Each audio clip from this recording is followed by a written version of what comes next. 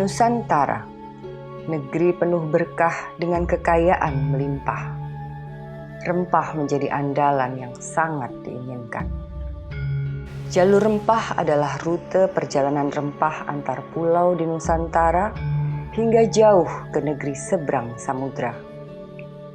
Jalur rempah adalah globalisasi pertama yang negeri ini pernah lakukan.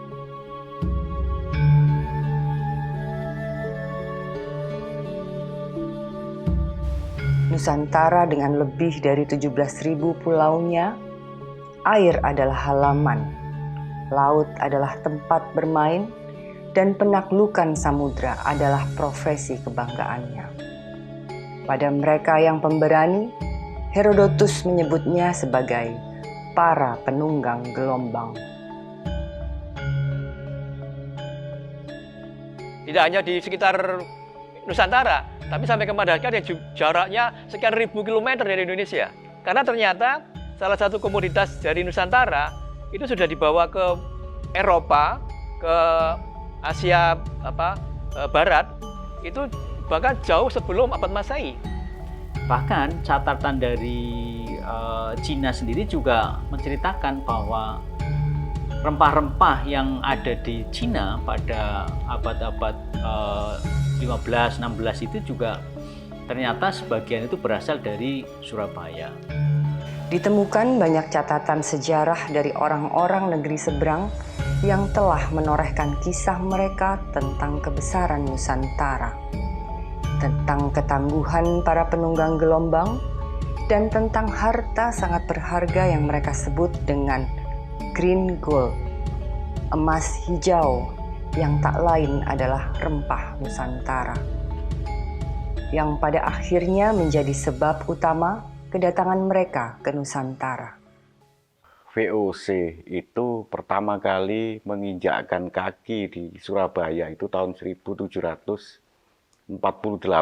VOC mendirikan benteng yang sekarang menjadi kawasan Jembatan Merah itu, kemudian di seberangnya menjadi area perdagangan.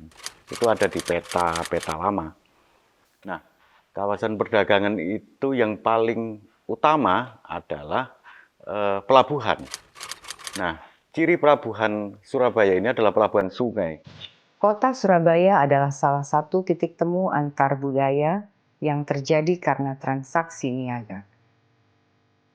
Pelabuhan Kalimas menjadi saksi sejarah ramainya perdagangan rempah yang tak pernah surut di kota ini. Kegiatan ekonomi perdagangan telah mencantumkan nama Surabaya dalam Prasasti Majapahit. Nama Surabaya sudah tercatat sejak zaman Majapahit. Kampung Surabayan tercatat dalam Prasasti Canggu dan Kakawin Negara Kertagama. Kampung Surabayan diberi hak istimewa oleh Majapahit karena dianggap memberikan kontribusi dalam perkembangan perekonomian kerajaan. Keberadaan dua sungai besar di Jawa Timur, yaitu Sungai Bengawan Solo dan Sungai Berantas, yang disebutkan dalam Prasasti Canggu itu, pada kedua sungai itu terdapat tempat-tempat penting, kalau kita mengenamakan seperti dermaga, yang dalam Prasasti Canggu dikatakan sebagai Naditira Pradesa. Jadi ada puluhan tempat di mana kapal-kapal itu bisa singgah di situ untuk melakukan banyak kegiatan, bongkar muat barang, kemudian juga ada orang yang turun, orang yang naik. Nah, tentu dalam hal ini, komoditas perdagangan juga ada di situ. Jadi terutama pada periode Majapahit, pelabuhan Surabaya ini adalah pelabuhan utama untuk perdagangan rempah dari kawasan timur Jawa ini ke berbagai negara di luar sana melalui Malaka itu. Nah, ini saya kira menjadi salah satu bukti bahwa memang Surabaya salah satu pelabuhan penting dalam perdagangan rempah sampai abad ke-17. Rempah telah mengubah dunia sejak ribuan tahun yang lalu. Tidak salah jika rempah disebut dengan green gold. Harga mahal dibayar untuk khasiat yang hebat. Mulai dari masakan hingga pengobatan, dari kosmetik hingga aromaterapi. Begitu banyak manfaat dari rempah Nusantara. Perdagangan lewat jalur maritim yang terjadi membawa perubahan di titik-titik pertemuan antar budaya. Pertemuan yang terjadi mendorong asimilasi antara budaya yang saling berinteraksi. Pada tahun 1795, VOC mendirikan kantornya di Surabaya yang sekarang menjadi kantor Gerahadi. Karena melihat potensi dan posisi Surabaya sebagai satu tempat bandar yang maju pada waktu itu. Jadi ini ada sebuah perkembangan. Dari masa Majapahit, Surabaya kuno sudah punya peran, tapi kemudian dibidik oleh VOC untuk terus dikembangkan, akhirnya menjadi bandar terbesar di Jawa Timur.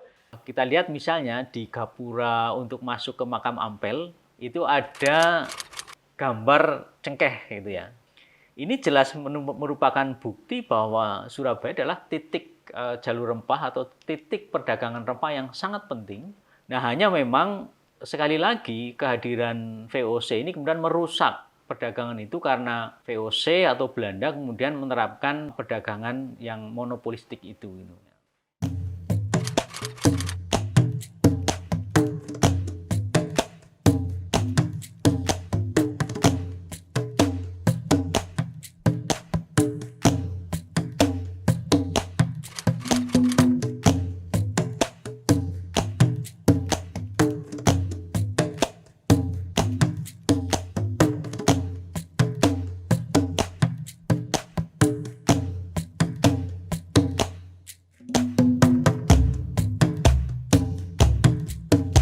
Yang unik di sini, di kawasan ini namanya Pabean, tempat kepabeanan, lokasi pajak perdagangan ekspor impor. Namanya masih digunakan di sini, kemudian menjadi pasar, namanya Pasar Pabean, dan itu menunjukkan memang termasuk di foto-foto lama bahwa kawasan ini berkembang sejak abad ke-18 awal, ketika VOC membangun benteng, membangun pelabuhan, dan membangun gudang-gudang. Jadi transaksi ini kemudian karena volumenya gede dia butuh gudang, ketika dia eceran dia butuh pasar. Nah, pasar ini kemudian bertumbuh berbarengan dengan pelabuhan yang ada sekitar 50 meter dari tempat ini. Antara tahun 1748 sampai tahun 1780,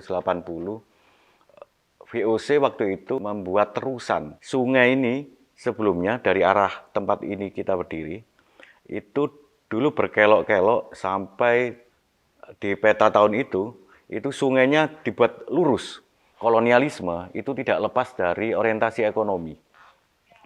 Karena orientasi ekonomi lah kemudian pertarungan antar bandar yang dikuasai oleh suku bangsa tertentu itu saling dibunuh, saling dimatikan. Nah, sejak Pelabuhan Tanjung Perak ini dibangun dan dioperasionalkan, sejak itu pula kemudian pelabuhan ini mati.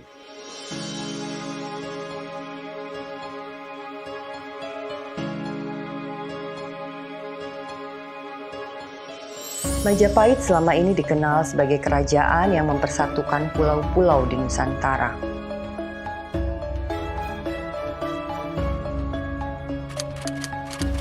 Alasan persatuan ini terjadi salah satunya adalah atas dasar kepentingan dagang.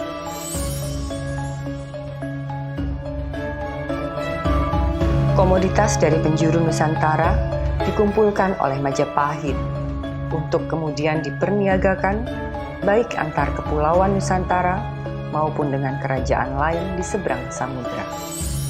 Dan ternyata pada masa Jawa kuno, paling tidak kita mendapatkan data bahwa pada masa Medang, Raja Medang sudah memahami adanya keterbatasan dari posisi di Jawa Tengah.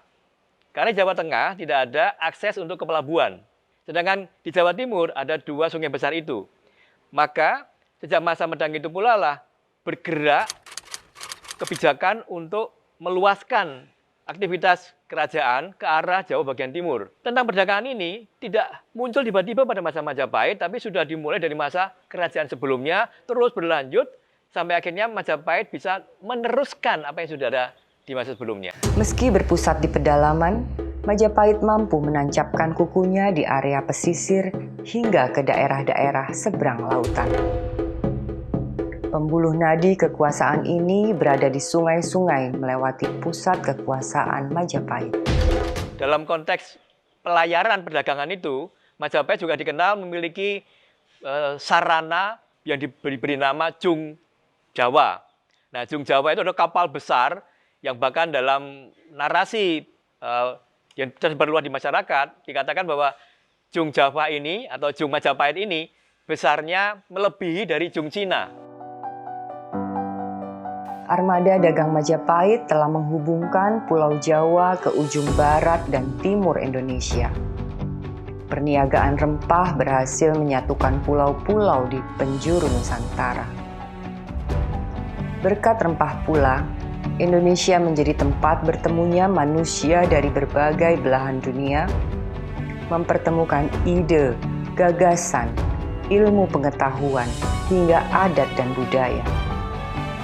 Jalur perdagangan rempah melalui laut berkontribusi penting dalam membangun peradaban Nusantara.